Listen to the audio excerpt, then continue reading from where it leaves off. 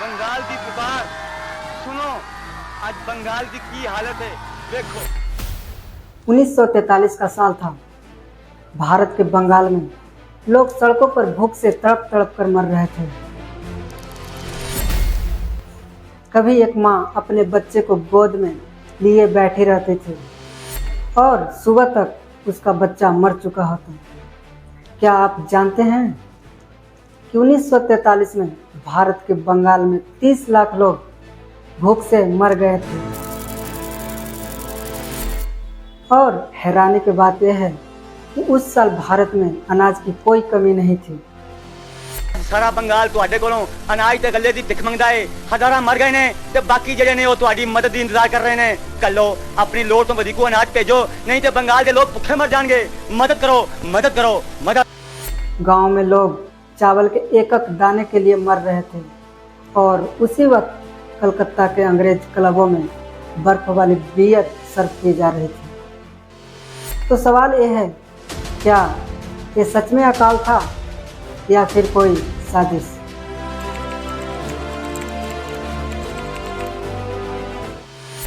British files कहती है ये अकाल अचानक आया, लेकिन क्या वो सच बोल रहे थे? जवाब है नहीं। अकाल तब पड़ता है जब भोजन नहीं होता, लेकिन 1943 में भारत में अनाज की कमी नहीं थी।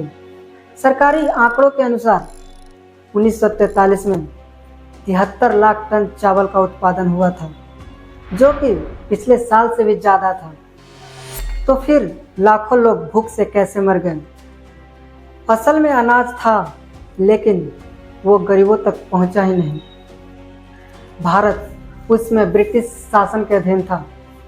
ब्रिटिश फौजें जापानी सेना से लड़ रही थी और बंगाल उनका रणनीतिक ठिकाना बन गया, जिसके कारण वहां डेनियल पॉलिसी लागू की गई, जिसमें गांव की नावें, बैलगाड़ियां और अनाज तक जब्त कर लिए गए, ताकि अगर जापानी सेना आक्रमण करती है तो उन्हें संसाधन न मिले। लेकिन इस नीति का कीमत लाखों लोगों ने अपनी जान देकर चुकाई। अकाल के समय भारत सरकार ने ब्रिटेन से मदद मांगी, लेकिन ब्रिटेन के प्रधानमंत्री विंस्टन चर्चिल ने कहा, if Indians are dying why isn't Gandhi dead yet? यानी अगर भारतीय भूख से मर रहे हैं तो गांधी अभी तक मरा क्यों नहीं? वो भारतीयों की मौत से जरा सा भी दुखी नहीं था, बल्कि उसने कहा, इंडियन ब्रीड लाइक रैबिट। यानी उसके हिसाब से भारतीयों की ज़िंदगी की कोई कीमत नहीं थी।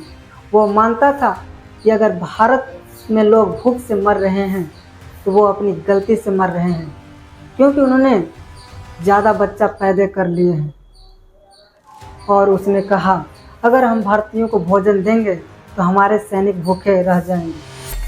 इतिहासकारों के अनुसार यह अकाल नहीं था, बल्कि यह राजनीतिक जनसंहार था। नोबेल विजेता अमर्त्य सेन ने कहा था, no famine has ever occurred in a functioning democracy. यानी कि जहाँ सच्चा लोकतंत्र होता है वहाँ सरकारें लोगों को मरने नहीं देती है। और यही कारण है कि इस अकाल को वार टाइम जेनोसाइड भी कहा जाता है। उस दौर की तस्वीरें आपको झकझोर कर रख देगी। बच्चे जिनकी पसलियां बाहर निकली हुई थी, माएँ जो अपने मरे हुए बच्चों को लिए बैठी थी, शवों को सड़कों से उठाने कोई नहीं आता था। कभी कभी तो माएँ अपने बच्चों को खुद पानी में डुबो देती थी, क्योंकि वो भूख से तड़पते हुए मरते नहीं देख सकती थी। आज हम इस अकाल को बस एक इतिहास की कहानी समझते हैं, लेकिन ये कहानी नहीं, एक चेतावनी है कि जब सत्ता जवाबदेह नहीं होती है तो मौतें भूख से नहीं, नीतियों से होती है। क्या आपने इससे पहले 1943 के अकाल की यह सच्चाई सुनी थी? अगर नहीं तो इसे शेयर कीजिए, ताकि लोग समझें कि इस इतिहास सिर्फ पढ़ने के लिए नहीं, बल्कि सीखने के लिए होता है। मिलते हैं नेक्स्ट वीडियो में, तब तक के लिए जय हिंद।